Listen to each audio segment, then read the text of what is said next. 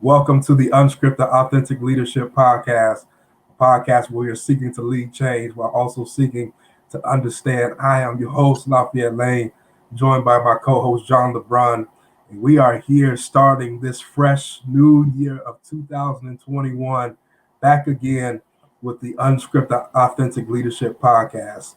I am extremely excited.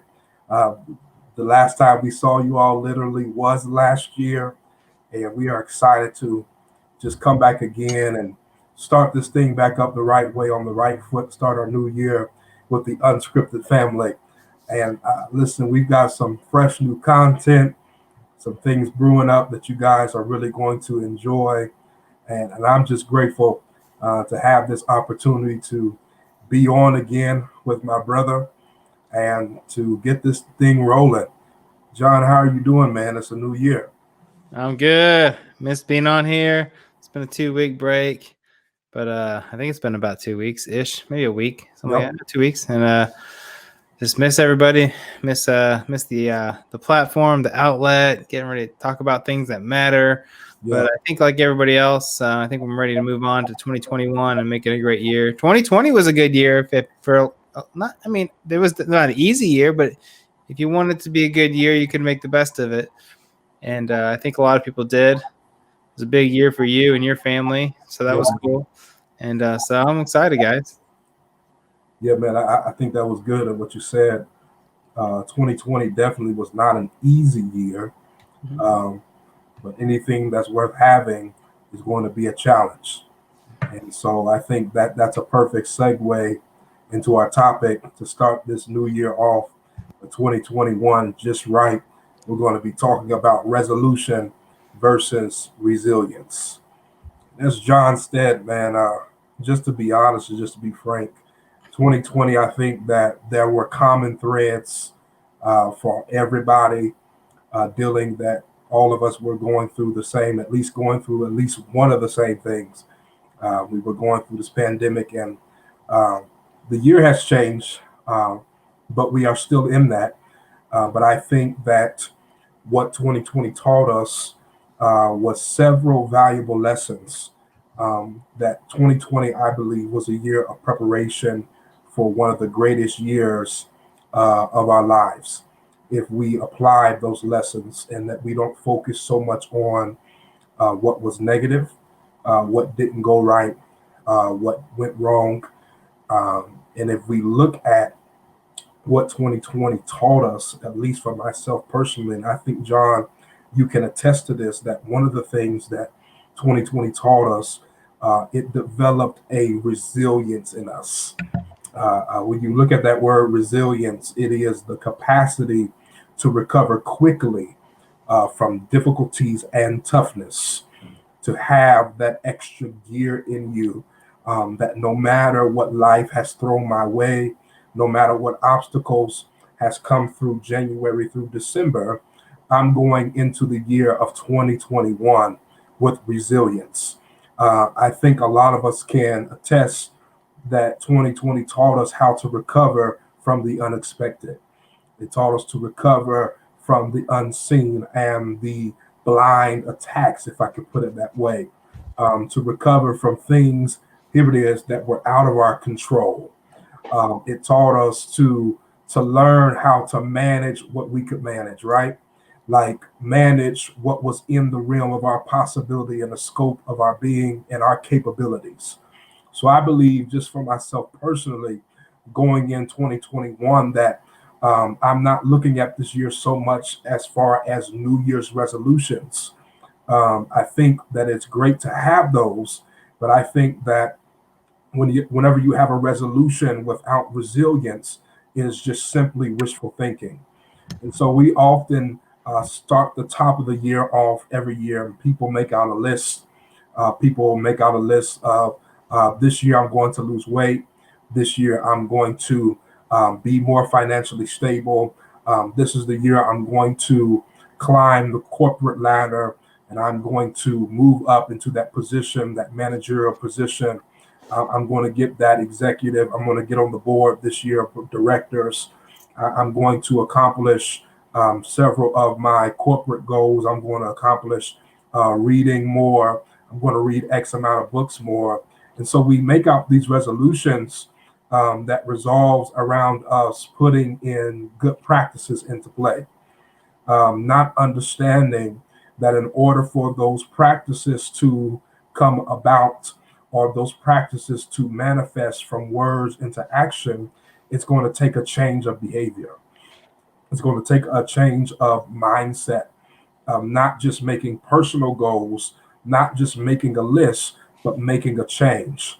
And in order to make that change, it's going to take resilience, because the reality is that anytime you set out to do something positive or something that's forward moving, you're going to have resistance. You're going to run into objectivity. You're going to run into stumbling blocks. You're going to run into um, some trials and some tribulations that will try to get in your way to stop you from moving forward. But I believe that if we really took the time from the quarantine, we took the time from the isolation, and we took the time to self-evaluate what was in us, to realign our core values, John, to realign what was really important to us, that 2021 is going to be the year that, listen, man, I'm going after it this year. And I just feel that in my bones. I just feel that for myself. And those of you that are listening to us, I am telling you that if you were blessed enough to make it to through 2020, you're a survivor. And the fact of the matter is, the only reason why you were able to make it to the year 2021 is because there are some things that are on the purpose and the agenda of your life that you yet still have to accomplish, that you yet still have to go after, and that you still yet have to become. That is the only reason why you are here. And so we have to understand this difference and this contrast between the resolution and the resilience. Not saying that there's anything wrong with making a list of goals, a list of things that you want to accomplish this year, but you have to have that resilience, the capacity to recover quickly. That when you get that first hit in the new year, you don't allow that to deter you from the rest of the 11 months, that you'll keep on moving forward and you will get through it because you've got that resilience on the inside of you. John, just as we open up this topic today about the resolution versus the resilience for the year of 2021, give us your insight, man, of what your thoughts are around this whole topic of resolution versus resilience. So I think a lot of people, I get the feeling that a lot of people were really looking forward to the new year because I think some part of us feel, I think a lot of us feel that as soon as 2021 starts, it's going to be like a clean slate. Let's put it that way. I was trying to think of a nice way to put it. Like, Okay. it doesn't work that way. Like, Yeah. I mean, it's only one day different from like December 30th or 31st to January 1st doesn't just clear the plate and allow us to start over. It doesn't mean, though, the nice part about the new year is it gives us a good time for reflection and it gives us a good opportunity to move forward, right? It's kind of it is often a mental reset time for a lot of us. Like, okay, this hit me last year. This is what I wanted to do. Didn't come close or only came halfway or whatever. I'm going to reevaluate. Is this still something I want or I want my life to look like or whatever? And okay, here's what I need to do moving forward. So that's what a lot of us do, me included. We don't hit all our goals and so forth. And like Lafayette said, life does have a way of getting in the way. But understand, while pandemic is definitely sort of an extreme situation, there's always going to be things that are out of our control that get in the way. You hear it all the time. People say, well, it wasn't my fault. Well, I know there's always going to be things not your fault that get in the way of something. We just have to learn to be resilient and work through it regardless. You know, there's a lot of companies that closed this year because of the things that went with the pandemic. The virus itself didn't necessarily close all businesses, but there's restrictions and different things I don't want to get into that a lot of them did close. There's also a lot of companies that had succeeded through that. Some companies grew through that. I've seen companies who pivoted because of it. They saw an adversity as an opportunity, and they took that opportunity and grew their business. I saw companies start cleaning and sanitation like pivots from their business to help fund their companies, and they were highly successful because they saw the opportunity and said, "This is somewhere that's going to be lacking. Let's go fix it or help." And they did that. So there's things that can be done. I'm the same way. I'm definitely excited about the new year, but not because I believe it's a clean slate. I think we all need to look at it as we get into this, though, as what did we learn from this past year, and how could we have set ourselves up different to be more successful or hit lighter by something such as a pandemic, right? There's going to be other things that will get in your way. But a lot of people, maybe you didn't have any, like you had money struggles. Well, maybe that tells you that moving forward, we should live below our means Good. and not above our means, right? People lost their jobs, so maybe that tells you that a 6-month income saved would have been a good idea. Like a lot, we know these are things that are common sense and that people teach if you just watch a Dave Ramsey type of thing. These are things that are obvious teachings, but most don't follow, right? Because, it's a great economy. It's a good time to get a loan. It's a great time to do this. I'm not saying don't take risks. I'm all about it. But there are certain things that we can all do better to make sure that our families are secure and that when things hit, they are less of a situation. But moving on to resilience, I don't know. I don't want to get too deep too quick, but most resolutions don't last past a month or two. So, and we can talk about that in a minute. But so it's time to quit thinking about just resolution and, as Lafayette said, resilience. How can we fight through this? And how can we make sure that we hit our goals this next year and make it a great year? Yeah, man, that everything you said was really good. One thing that really stuck out is you put one word, pivot. And you talked about the companies that instead of declining or shutting all the way down because of the pandemic, they looked at the pandemic as an opportunity. And because they had resilience to keep pushing forward, they understood that, hey, in order to survive, sometimes you got to change your business model. You got to change how you do things. Your core values are still the same, but you shift in your protocol. You shift in your infrastructure. You shift in how you move on a day-to-day basis in your business practices. And I think that is so good, bro, because the reality is what you said is that even though we've stepped over from December 31st to January 1, 2021, there is no magic light switch.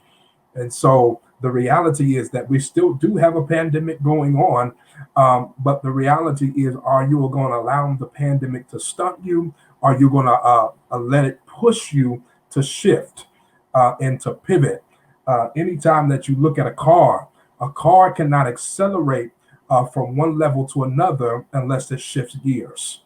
And this is the time for us to get out of first gear, out of second gear, and to put it in third gear. This is the year that you really need to have all gas and no brakes. That the time of rest, the time of relaxation, the time of winding down, we had a whole lot of months for that. We had a whole shutdown for that. This is the time to re-emerge into your purpose, into your destiny, into your giftings, into your calling. But in order to do that, you're going to have to do what John said. You're going to have to pivot. Because the reality is that even when we come out of COVID-19, our world will never be the same again. That's just the reality. This is the new normal. This is the new reality. And so going forward, the way that we do and conduct our daily lives and conduct our daily business, the way that we as leaders serve the people that we serve along with, and how we serve them and how we lead them will never be the same. We still have the same values and the same principles, but we have to be able to pivot and to shift so we can serve the needs according to what they are. Because the reality is, what has happened is the need has shifted because of life. The needs have shifted. And so, if you're still trying to serve the same way you were serving before, there's a need that's being unmet. And so we have to shift and we have to pivot, just as you said, that we cannot allow life circumstances. And I know the thing to use right now is COVID-19, but as John said, life in of itself, think before COVID-19 happened, life was still happening. The reality is, and I want to say this without being insensitive, people are still getting sick outside of COVID-19. People are still dying, not because of COVID-19, but because people are still getting cancer. People are still dying from natural causes. People are still having heart attacks.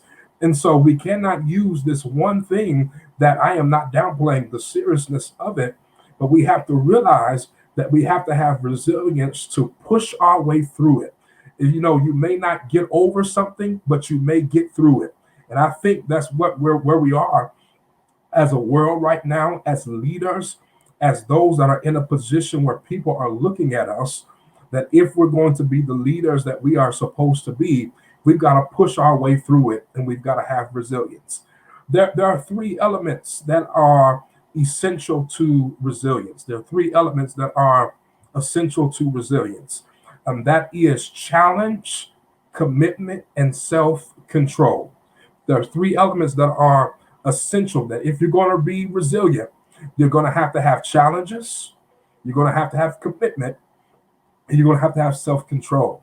When you look at that first element of resilience, of challenge, when you have a resilient person, resilient people view difficulty as a challenge, not as a paralyzing event. I really, really want someone to get that, because a lot of times what we do is that when challenges come and when the winds begin to blow in our lives, we allow it to freeze us in our momentum. And so we allow moments that should be just a moment in time to freeze us and to keep us in a place that we were only supposed to be in for a short season.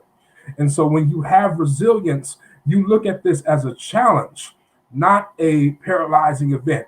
And so when you have failures and you have mistakes, you look at these as lessons, not so much as mistakes and failures, but what can I learn from it? And what opportunity can I gain from this to grow? And so you don't have a negative reflection on what you're going through. Instead, you look at your abilities that you already have on the inside of you, and you allow the negativity to build your self-worth. And so that is challenge. Number one, challenge. Number two, resilient people have commitment. Commitment. And I think John has said that because when we make these resolutions, our commitment is only for a few months or a few weeks. And so we start off at the gym and we're going there and we lose a couple pounds. And by March, we haven't been to the gym in weeks. We're still paying on a membership that we are not actively using. And so our commitment was not really there. But when you are resilient, you are committed all the way through. And so resilient people have a reason to get out of bed in the morning. In other words, resilient people have a why. They're just not doing it because they're trying to impress people. But whether you are impressed by me or not, the reason why I'm committed to my goals and to getting the things done that are aligned to my purpose is because I have a why. I have a why behind what I do. Because commitment is not just restricted to work. Commitment is I'm committed to relationships. I'm committed to my friendships. I'm committed to the causes that I care about that are important to me, whether that be religious or spiritual beliefs or in your business or with your family practices. You are committed to what's important to you. And so I would ask our audience and our unscripted family that if you have something or a goal that is hard for you to stay committed to, I would really ask you to look at yourself and say, Do I really care about it? Because when you care about something or someone, you don't have a hard time staying committed to it or them. You have no hard time staying committed to it, even when it gets rough and the going gets tough. You've made up in your mind, I'm going to stay committed. And so we have to have challenge, we have to have commitment, and last but not least, we have to have personal control. This is a huge one because the reality is we've been talking for the past few minutes about a pandemic that was out of our control, things that were out of our control, and life situations that were out of our control. But the reality is that when you are resilient, you look at what can control, because there are elements and there are things in our lives that are happening to us not because of outside forces, but because of things that were in our control that we didn't have personal control over. And so resilient people spend their time and their energy focusing on situations and events that you have control over. I may not have control over a global pandemic, but I have control over my budget. I may not have control over what the government does and what bill passes and what does not pass, but I have control over how I discipline my time. Do I spend more time on my Facebook, or do I spend more time reading a book, trying to educate my mind and get my brain going in the right direction so I have the creativity and the ingenuity so I can accomplish all that I want to accomplish? Do I spend more time watching Netflix than I do spending time maybe watching videos that will help me to learn how to properly go about building a business or investing in a rental property, investing in how to be to gain more streams of income? And so you have control over that. You have control over, do I have spend more time with people that are outside of my family than I do with my family? And so when you have resilience, you have personal control of where you put your personal efforts and where they have the impact the most. And so when you have personal control, this is when you can feel the most empowered and confident because you've taken the control out of somebody else's hands and you've taken over your own life. And so those who spend time worrying about uncontrollable events can often feel lost, helpless, and powerless to take action. But today we are telling you and encouraging you that you have the power with resilience to take control back over your life. John, give us your insight over these elements that are essential to making us resilient. So, guys, there's only two things you can really control, and that is one, your actions, and two, your attitude. Good. Everything else is up in the air, but you always have control over what you do and your attitude towards it. Yeah. No exceptions. Statistics show that 8% of resolutions remain in place at the end of a fiscal year. Most people fail, they say, the studies show, because their goals were not specific enough. Vague resolutions make it really easy to walk away from. For example, some people, I'll go into the year and say, I'm going to lose weight. Great. And that's not a bad idea. I'd like to get healthier too. It's the people who put a specific goal and they tie emotions to it and a specific reason behind it that hit those goals. So you can say, I'm going to lose weight, or you can say, I need to lose 35 pounds because that's what I need to fit into that wedding dress of my dreams. Right? How many times have we seen ladies? How many times have we seen ladies like stay committed and they get into that wedding dress that they wanted for their special day? Because it's an emotional attachment. It's something they really, really want. My weight's always fluctuated. It still does. I'll lose 10 pounds this month and then go back up. And it's like a roller coaster. It's just never been that critical to me. So I can, it's a goal I make and then come back to. So we all have that. 2020, I read a 2020 survey said that 10% of only 10% of resolutions were still being kept when COVID hit. So like 2 or 3 months into 2020, 90% had gone away, most citing that it was the disruption of COVID-19. You cannot allow things like this to get in the way. Okay. You have to learn to focus on the goal, not the obstacle. So I was taught this a long time ago. Find a focal point in front of you, right? Just listen to this and do this as you're listening. So find something in front of you and pretend that's your goal. That object in front is the goal. Now take your finger and put it in front, right? And if you're watching this, the camera just focuses on my finger. Now, you can look at your finger, which is your obstacle, right? And your whole focus is on your finger, which is the obstacle between you and the goal. Now, take your eyes focus off your finger and put it directly on the object in front of you, right? Yes, the obstacle still remains, but your focus is on that item. You see that? It's almost like your obstacle is there, but it barely exists. It's the same thing. All you got to do is stay focused on the goal and on the task, and then the obstacles become small, just kind of a thing to deal with really quick. It's not so much of a focus of your attention. Anyways, so I don't know what to say about that. It's just that, guys, you got it. As Lafayette said, challenge, commitment, self-control. The best thing you can do is, like I was just thinking, is just your actions, your attitude, and stay focused on those very specific goals that have to mean something to you. Yeah, absolutely. I think those that are watching what John just gave, that visual illustration, it has to do with perspective and how you see it, and the ability to see and not see. In other words, I know obstacles are there, but I am so focused on my goal that I see it, but I don't see it. In other words, I'm not giving my attention to it. I'm not giving my energy to it. I'm not investing my time into it because I got a goal in mind. That's because when you have resilience, resilient people are optimistic. They're not pessimistic.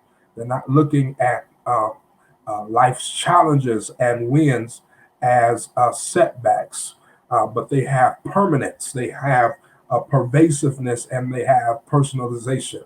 When you are resilient, you have permanence, which means you are optimistic, and therefore you have more resilience than someone else who is pessimistic. And so you see the effects of bad events as temporary rather than permanent. For instance, someone on your job, you might say, my boss did not like the work I did on that project, rather than my boss never likes my work. They don't take it so personal that they allow it to stop them from going forward. I know that I may have not excelled or performed well on this particular project, but I'm going to get it the next time. That's resilience. I didn't do so well on this test today. I didn't get. I didn't do so well today at work. My performance wasn't the best, but tomorrow I'm gonna get in there and I'm gonna get it done. I'll be stronger. I'll be better. I'll be wiser. And so when you're resilient, you have a permanence, but then you also have pervasiveness, which means that when you're resilient, you don't let the setbacks or the bad events affect other unrelated area of your life. I think that is so good. Even personally, I can think of things that it's so easy to allow life to have what you call a domino effect, that you allow one thing that has happened throughout your day. Now it has ruined the entire day of your life. And now it has affected not only yourself, but those that are around you because of one thing that has happened to you. Instead of letting that be an isolated event, you've allowed it to spill over to every area of your life. But when you have resilience, you don't allow those setbacks and those bad events to affect other unrelated areas of your life that had nothing to do with that bad event. For instance, you would say, I'm not very good at this, rather than saying, I'm just not good at anything. You generalize it. Yeah, I may not be good at basketball, that doesn't mean that I'm not good at writing or speaking.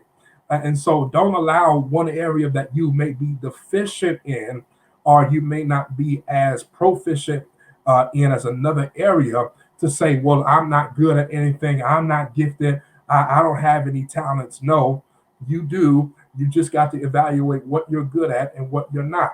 Because the reality is that who was that? Einstein, I believe, that he said they had 10,000 some ways and he failed. And they said, no, he said, I did not fail. I just found out 10,000 ways not to do it. So you use that and you change your perspective from the pessimist to the optimist, right? And so you have personalization as well. People who have resilience don't blame themselves when bad events occur. I got so sick and tired of getting on my social media and everybody wants to be a genius and try to say why COVID-19 happened, and this is why this is this and this, and blame yourself. Well, if America was doing this, da da da. No, no, no. Don't blame yourselves when bad events occur. The reality is sometimes bad things just happen. We don't have the answers for it. I don't claim to have all the answers. The best thing I can tell you is that sometimes bad things happen, and sometimes bad things happen to good people. And so instead of looking at it from that pessimistic viewpoint, look at it as the circumstances and the things that you are in, to say, you know what, I may didn't get the support I needed to finish that project successfully, rather say, I messed up project up because I can't do my job. No, no, no. You got to look at it from the right vantage point. And so stop having a pity party. Stop trying to blame people, and get up from where you are and get some resilience about yourself. John, did you have anything on those three points, or anything that you wanted to add to that, bro? Yeah. Just with this, guys, you have to develop what I call a PMA. Okay. It's a positive mental attitude. Okay. A lot of people confuse this with being happy. So, when I sort of first start maybe like coaching somebody or something, you need to get a positive mental attitude. Sometimes after a few months, they'll always be happy, like, hey, what's going on? Hey, hey, hey. And I'm like, okay, that's not what I mean. I'm glad they're happy versus not. But the reality is, guys, none of us are excited or happy all the time. That's called fake. That's, unauthentic leadership. And I'm not saying put your bring your mean face everywhere you go, right? And I'm not saying if you're in a bad mood, portray that onto everybody. You can still put your best mood forward. But a positive mental attitude is not happy or Pollyanna, as some people say, right? Okay. Not just being, nothing ever bothers you. Having a PMA is an attitude that you will overcome things regardless, that we're going to get through it and I'm going to be victorious, Yeah. right? And no matter what, I'm going to keep on fighting until I get there. It's that fire that burns in you. You say, I messed up there, but I'm going to get it, right? So there's a difference, and it's part of having a stability. I think you talked about a week or so ago, the being emotionally stable. It's part of that, right? It's no matter what, you're not deterred because something happened to you, and you don't have to be all excited that it happened to you, but you can say, you know what, this happened, but I'm going to fix it. That's called a positive mental attitude. It's critical to being success and moving through and maintaining your goals through the end of the year, because something will get in the way. Something always gets in the way. It just depends on how you're going to respond. I like that. I like that PMA. That's a whole nother episode, because the mental, if we could get our mental right, everything in our life would be right. It all starts up in the mind. It all starts in your head. As you think, so are you, right? So everything starts from the top down. And so before it gets in your feet, before your hands start to do it, it was in your mind first. I love that positive mental attitude. That is a critical attribute that resilient people have to have. And so when you have that PMA, you have a positive image of the future. You have solid goals and you have a desire to achieve those goals. You have that positive image of the future. It starts in your mind. John said that the other week when we were talking about the pursuit of happiness. What do you want your life to look like? And I'm not talking about 10 years. I think anytime we use that word future, we always think of it, down the line. The reality is your future is 1 minute from now. Yep. So what do you want your today and your tomorrow and the rest of the week and the rest of the month and the rest of the year and the rest of your life to look like? Whatever you have the image in your mind, whatever you see in your head is what you will see with your eyes. So you got to have that positive mental, the PMA. You got to have that positive image of the future, solid goals, and the desire to achieve those goals. While also having this, you are empathetic and you are compassionate. By also doing this, you don't waste your time worrying about what people think about them. If 2020 taught you anything, it taught me you got to stop caring what people think about you. Mm-hmm. And so you got to develop and get rid of those toxic relationships, get rid of those toxic thoughts and those toxic people, and maintain healthy relationships. And do not bow to peer pressure. You don't have time for that. You set the temperature, you set the standard for your life, and never think of yourself as the victim. Instead, focus your time and your energy in changing the things that you have control over. John, wrap us up on this, on your life energy. Yeah, so this is cool. I was talking to a good friend of mine, happens to be a neighbor of mine. He was brought up this philosophy of life energy, and I've used the same philosophy for a while. Just didn't call it that. Life energy is basically a saying that's a reminder for me on about how am I spending my energy. Right? You only have so much energy.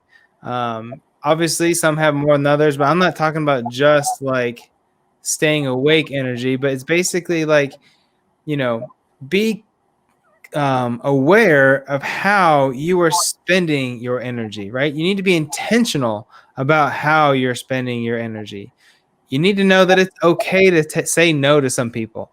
And it may hurt their feelings, but if it doesn't line up with your purpose, it's okay to say no, right? So what are you focusing on? How are you spending that energy? And there's certain things in life that, for example, I don't mow my lawn. I used to. I moved into a house, and I don't have a big fancy house. I just had a big yard. And I remember walking out to the window as the spring was coming up, and I thought, I don't have a mower for this yard. And I have a small push mower, or I can get a riding mower. And I thought, my neighbor is 15. I mean, his son is, and he mows their lawn all the time. I thought, I wonder if he'd like a job or start a business or something. So I offered, and he mows my lawn every single week, does a great job, and I never have to worry about it again. I know other people who go out and buy big, giant riding mowers, and they say they love mowing the lawn. That's fine. But the reality is I never have to think about mowing the lawn. I just show up, and it's always done. Right. It doesn't cost me a bunch of money. It would have cost me at least 2 or 3 seasons of paying him to pay the same amount of money that I would have bought for a giant lawnmower. Plus the hour of cleaning up after I'm done, not counting the hour or 2 I take to do the lawn. You get what I'm saying? That's a life energy saver. That's just one example.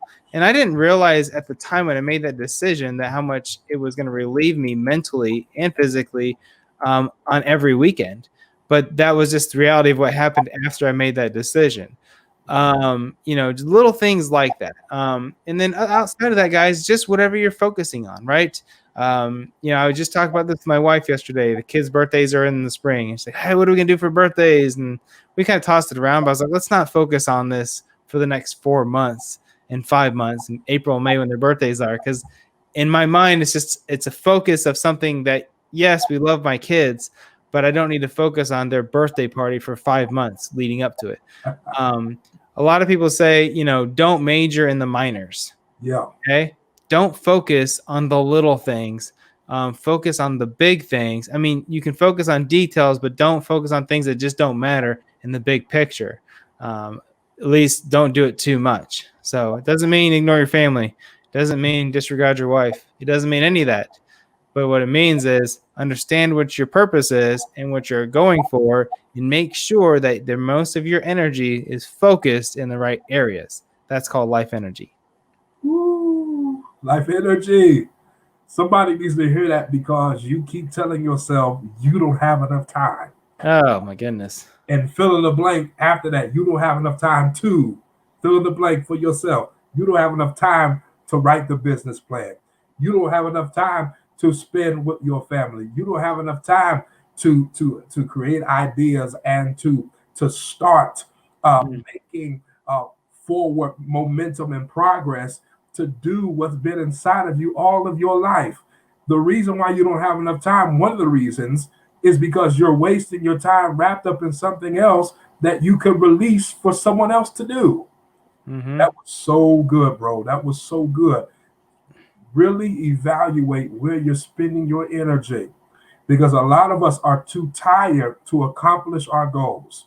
We are literally worn out because you're spending your time, spinning your wheels, going over and over, doing the same thing over and over, expecting a different result, and you are insane.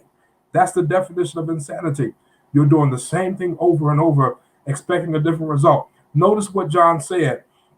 In him releasing himself to do something else, it was not so much a selfish move. What I got out of it is that he released himself to do something greater that he wanted to do while also creating an opportunity for someone else. You don't realize that in your release, it's not a release, it's an opportunity.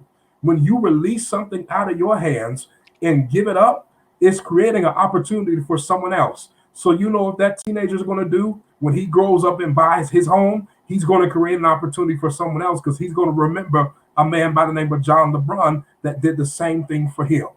And so listen, we want you to create that space and that time in your life to free yourself up to create time and space so you can do what you want to do, so you can live your best life and do it with resilience.